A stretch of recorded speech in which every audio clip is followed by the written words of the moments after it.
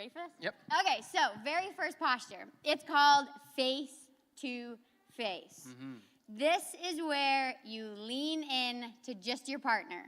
It's intentional, no distraction. Keyword is intentional, because these times, once you're married, these times don't just happen. You actually have to make these times happen. You have to schedule them in. So these times, face to face, this is where we have deep conversation. Yeah. We ask each other actually how we're doing, go a step deeper, fine, go a step deeper, go a step deeper. Yeah. We build our friendship. We lean into each other. We make love. Come on, somebody. We get to know each other better, face to face, just each other. There's no distractions. So this is where we seek to be known and to know each other. Yeah. That's posture number 1. Posture number 2, shoulder to shoulder. This is where, if you've been married for a while, you'll just kind of revert to this posture and coast in this posture for quite a while because you're doing life together.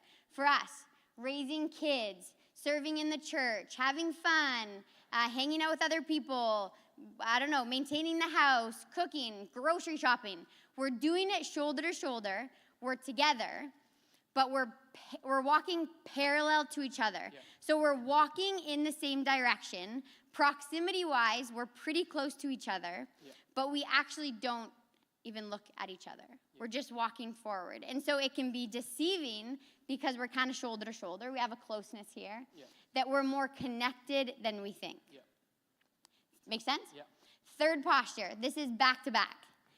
So the back to back posture is we are married, but we live 2 entirely separate lives. Our bank account is separate. Our goals are separate. The vision of our marriage is separate. What else? That you do you and I'll do me. You have your alone time. I'll do my alone time. I go to church. You stay home. You provide for the family. I'll stay with the kids. This is my domain. That's your domain. This is the back-to-back posture. But what happens is every step in our own direction leads us farther and farther apart. This is the back-to-back posture of marriage. Okay, you can come back.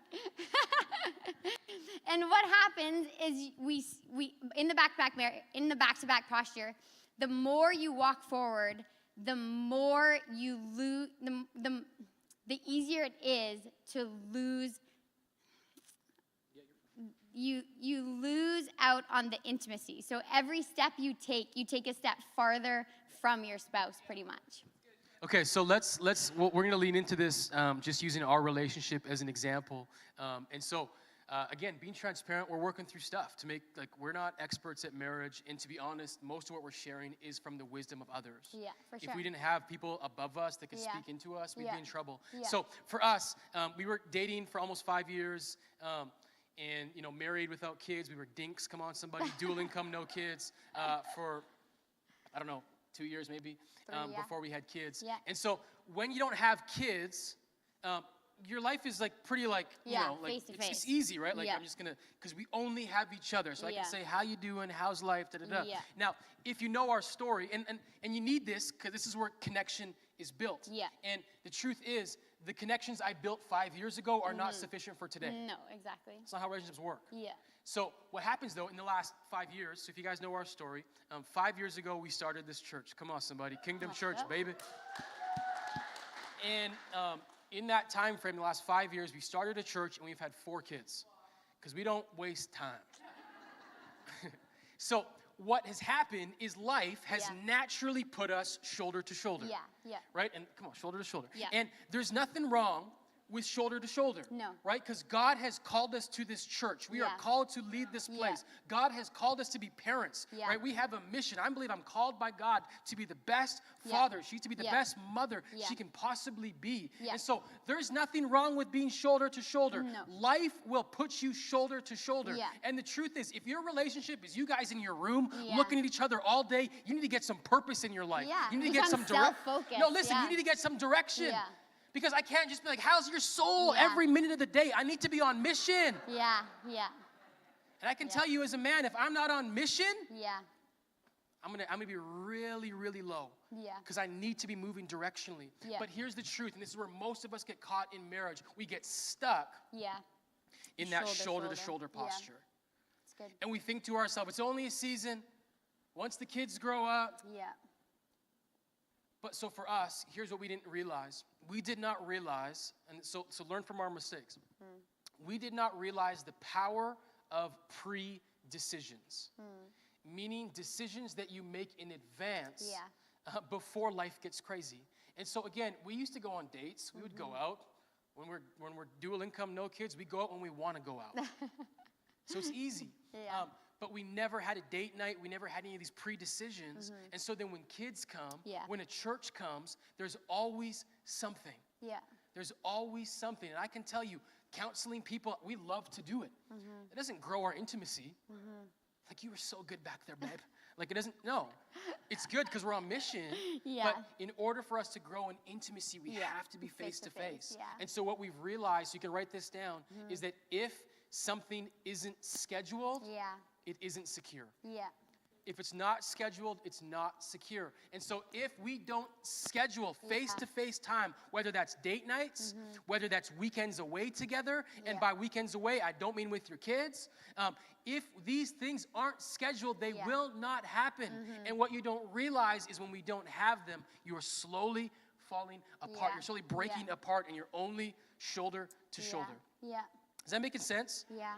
So here's the last one, and I want to speak on this because this is where culture, and listen to me, because I'm speaking to you now as a father. Because what a father does is he tells you what no one else will tell you. So one thing that culture says, they say, in your relationships, you need to have individual you and individual her. And you need to make sure that she has her own life, and you have your own life, and your goals, and your interests, and you need you. Lie from the devil. It's a lie from the devil. Yeah, it is. What is marriage? It is two becoming one. Yeah. Meaning I don't have separate parts of my life. Yeah. Because if I do, we're back to back. Yeah. And every step I'm moving away from her, well, it's self-evident. I'm moving away from her. Yeah. Now listen, hear me, because we have hobbies, we have interests that are different. Yeah. Right? So I'm not expecting Christy to come to my men's leagues game at 11 o'clock. I'm not expecting her to go online and check out my stats, though she can.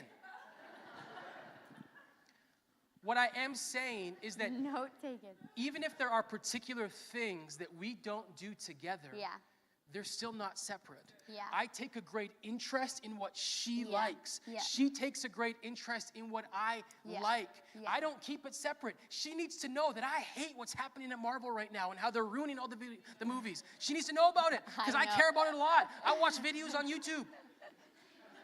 Talking about how we can fix the MCU anyways.